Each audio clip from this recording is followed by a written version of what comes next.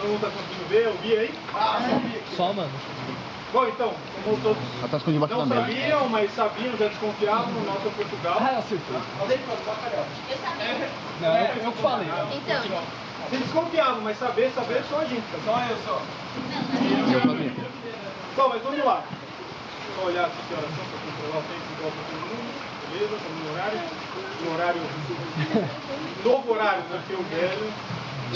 Bom, então, o continente europeu onde teve a povoação, tirando as Américas, assim, foi onde começou a história, onde tem os maiores relatos e tal, porque é o velho mundo, né? Tinha os homens de Cro-Magnon e os Neandertal, de 24, mais ou menos 24 mil anos atrás, que eles já habitavam ali a região da Europa. Mas aí as primeiras, tiveram as civilizações e tal, mas teve a invasão romana, tá? Isso foi no ano de 218 a.C. Teve a invasão romana ali em toda a parte europeia. Daí eles começaram a conquistar e formar o Império Romano, e o Império Romano começou a aumentar bastante. Aí depois,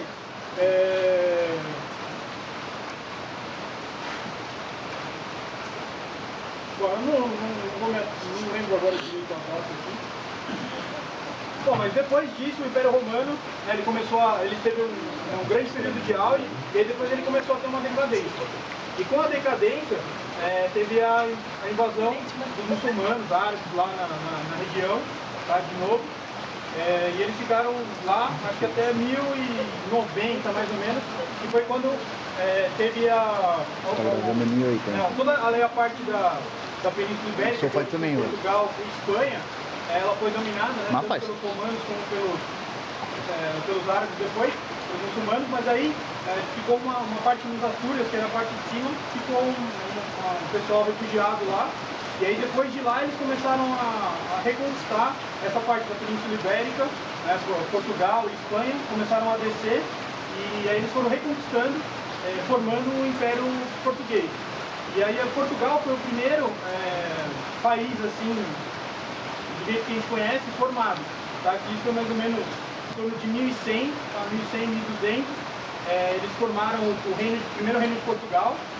E aí depois isso foi em 1139. Tá? Teve a formação do reino de Portugal. Foi o primeiro reino da Europa. Por mais que todos os Inglaterra, Itália, todos eles são países do velho mundo, eles estavam todos sob domínio do Império Romano. E aí Portugal foi o primeiro a se tornar um reino e se tornar realmente um país, uma nação mais ou menos do jeito que a gente conhece hoje. Depois disso, vieram a abertura dos portos e que eles começaram a procurar rotas para a Índia, porque no Japão, na Índia, naquela parte já tinha, né, também pessoas lá, né, habitando, assim como tinha aqui na América também, mas eles não conheciam, eles achavam que só existia a parte da Europa ali. E aí eles começaram a querer fazer uma rota para chegar na Índia, para poder pegar especiarias, coisas que eles não tinham lá, né, que eram coisas diferentes e que não eram tradicionais da Europa. E aí com isso eles começaram a abrir, né, fazer a expansão, e aí em 1492, se não me engano. Bom, 1400 e pouco foi quando Cristóvão Colombo chegou na América. Tá certo, Só que Cristóvão Colombo, ele era espanhol, e aí o Pedro Álvares Cabral depois fez uma outra viagem, também buscando as Índias, que também acabou chegando na América, só que aí ele chegou aqui no Brasil. Até por isso que tem a história dos índios, que eram os povos que habitavam o Brasil antigamente, que eles chamavam de índios porque eles achavam que tinham chegado na Índia, mas de fato eles tinham chegado na América, né, que era um local novo, assim, que eles não conheciam, e foi com isso que eles tiveram a expansão.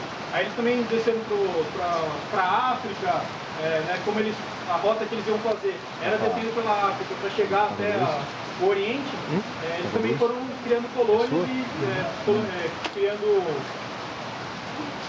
repovoando esses outros locais. E aí muitos desses locais viraram colônia, né, de exploração, assim como o Brasil, onde eles vinham para cá para buscar materiais, ouro e outras coisas que não tinham lá, ou até tinham, mas não tinham tanta quantidade quanto aqui. E aí eles criaram o Tratado de Tordesilhas lá, onde tudo estava, né, para leste era de Portugal, para o oeste era da Espanha. E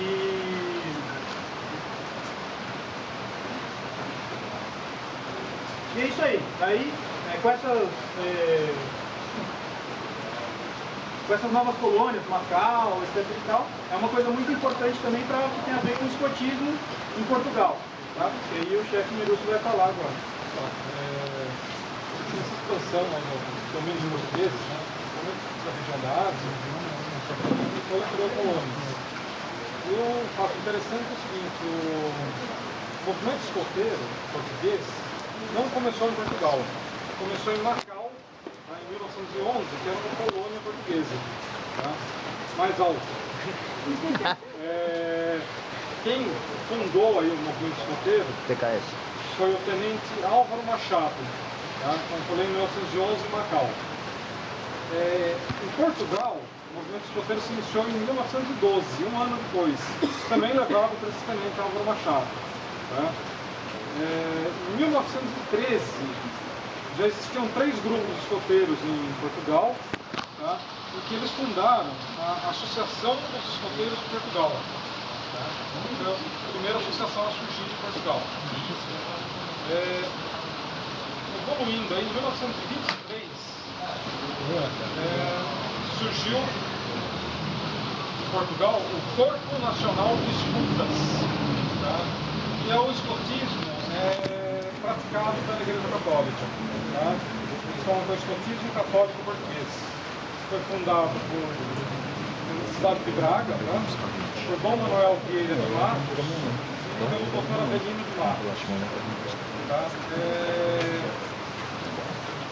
É o mesmo movimento escoteiro, tá? Só que foi desenvolvido dentro das dioceses, tá? E voltado para a comunidade católica. Tá?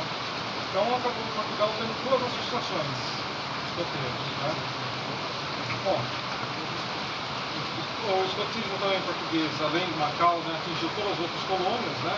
Então, como foi Angola, Cabo Verde, Guiné-Bissau, Moçambique, São Tomé e Príncipe e Timor-Leste.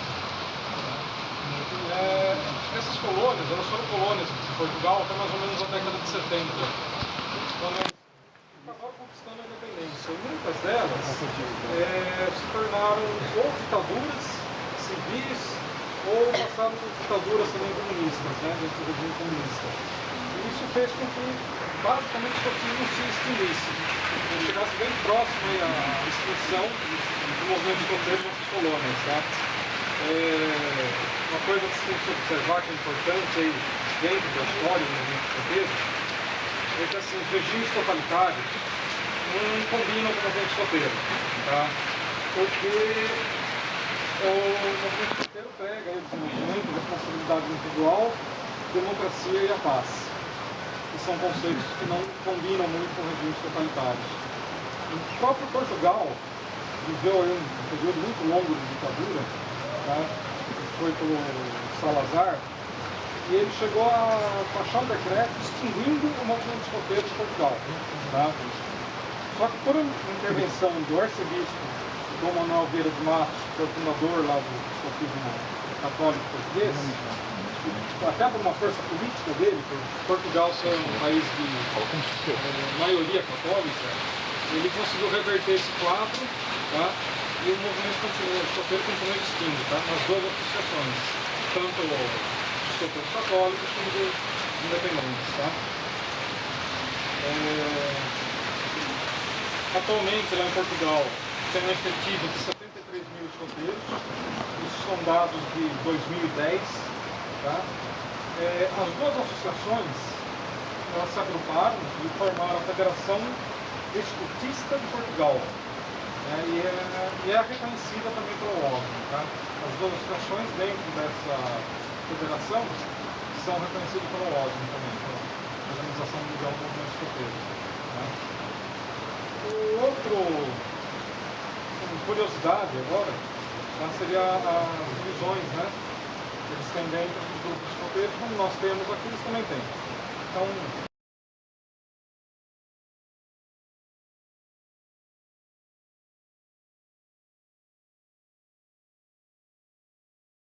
nós chamamos de escoteiros, para eles são a tribo de escoteiros, e para o Corpo Nacional de Escutas é expedição. E no caso seriam os escoteiros do mar, é flotilha.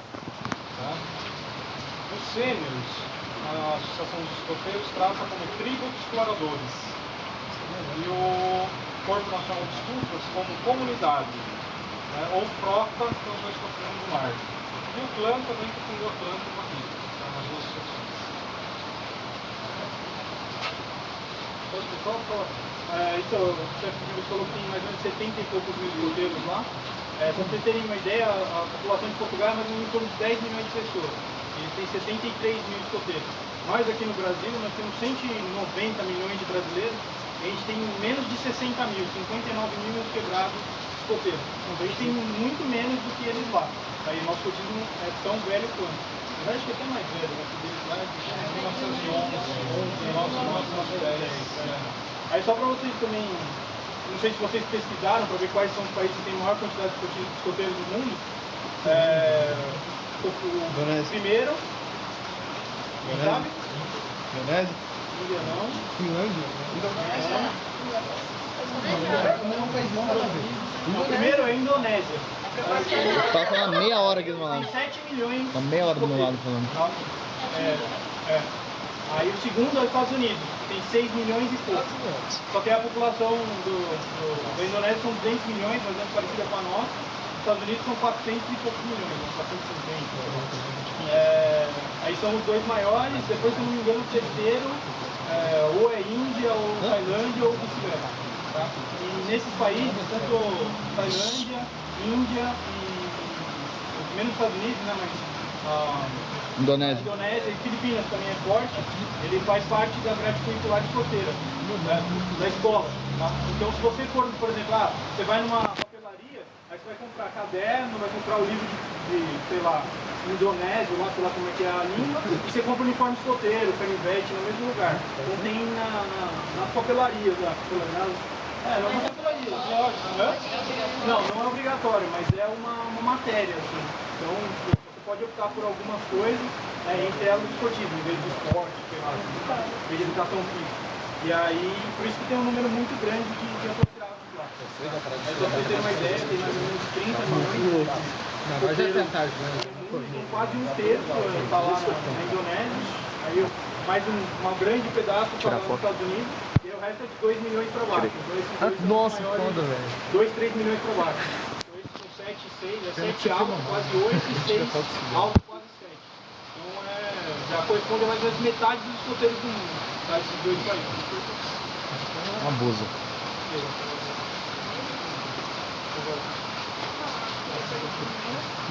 Aqui é nosso passo. Aqui é a culinária portuguesa, que a gente preparou para vocês com muito carinho. Aqui é o arroz com especiarias, ervas finas. Aqui é o bacalhau à gomes de sá, que é muito famoso em Portugal e é bem tradicional lá. E os pastéisinhos de Santa Clara, que é a sobremesa. Porque assim, a culinária de Portugal é muito rica, tem muita coisa. A gente foi pesquisar, mas tem muita coisa mesmo. Só de bacalhau eles falam que tem, eu acho que tem mais, mas eles falam que tem pelo menos 365 jeitos de preparar o bacalhau, que é para ter um por dia.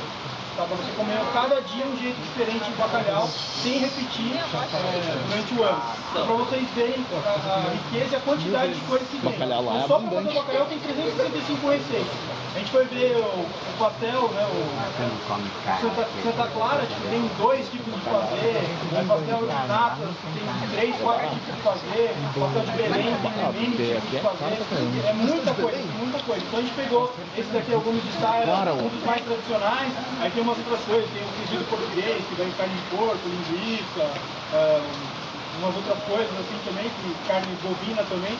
também é feijoada. tradicional e tem outras coisas. Mas a gente acabou optando por esse daqui que a gente achou que ia ser uma coisa bacana para vocês comerem. E que é tradicional, é gostoso e é tradicional, né? Legal.